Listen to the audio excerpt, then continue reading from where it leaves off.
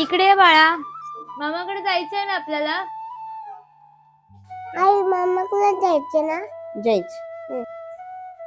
अगे सुनबाई, मागच्या वेळेस सारखं 4 दिवस सांगून 8 दिवस राहू नकोस. आई आहो तेव्हा बरोबर असू देते. किती वेळा तेच सांगशील बाई. मागच्या वेळेस गेलीस, नातवाला माझ्या पाक खराब करून आणलास. तुम्हाला नसेल त्याची बाई काळजी, पण मला आहे. बघा जमत असलं तर, नाहीतर नेऊ नका त्याला, माझं मी सांभाळतो. तिकडे जाऊन तू 4 दिवस राहा, नाहीतर 8 दिवस राहा.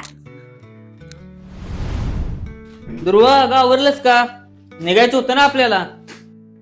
अगं काय काय ध्रुवा, अजून बॅग नाही भरलीस? अहो काय हो हे असं प्रत्येक वेळी आईंचं बोलणं असतं. मी माहेरी निघाले की त्यांचं झालं सुरू. माझ्या आई वडिलांना नाही का त्यांच्या नातवाची काळजी, की मी काळजी घेत नाही त्याची. मी फक्त माझ्यासाठी जाते का हो?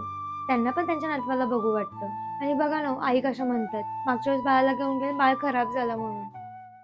अगं तुला माहिती आहे ना की आई बाळाच्या बाबतीत आपली कशी आहे ती. आणि तू बघतेस देखील की मी जरी बाळाच्या अगदी छोट्या छोट्या गोष्टींकडे लक्ष नाही दिलं तरी आई मला ओळखत असते. आणि असे आहे ना ध्रुवा, नातवाच्या बाबतीत असलेलं प्रेम हे जगातील सर्व आजोबांचं सेम असतं बरं. आता तूच बघ ना, मागच्या वेळी जेव्हा आपण तुझ्या माहेरी गेलो तेव्हा तुझे आई बाबा काय बोलले की आमच्या नातवाची काळजी घेत नाही का हो, किती खराब झालाय तो, बोलले ना. आणि अजून काय बोलले माहिती आहे का? काय हो? की आमची मुलगी देखील किती खराब झाली ना. गप्प बसव. तू नको जास्त विचार करूस. बॅग व्यवस्थित भर आणि बाळाचे औषध घ्यायला विसरू नकोस. हा.